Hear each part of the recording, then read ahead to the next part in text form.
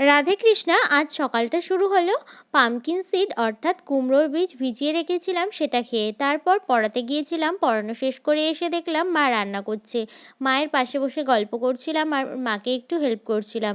তারপর মা চিকেন কষা তুলে দিল, তাই আমি আর বোন এখন চিকেন কষা খাচ্ছি। এই দেখো, আজ আমাদের দুপুরের মেনু অনেক রকম রান্না হয়েছে। যেহেতু আমাদের বাড়িতে একজন গেস্ট আসার কথা, তাই এত আয়োজন। প্রথমে আছে আলু পেঁয়াজ ভাজা, মাছের ডিম, মাছের ঝোল, ডাল, কচুরলতি ভাজা, পটল ভাজা আর ছিল চিকেন কারি।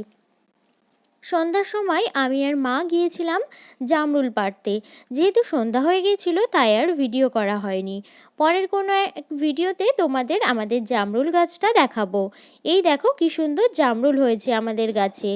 আজ ভিডিওটা এই পর্যন্তই, আবার দেখা হবে নতুন কোনো ভিডিওতে। বাই।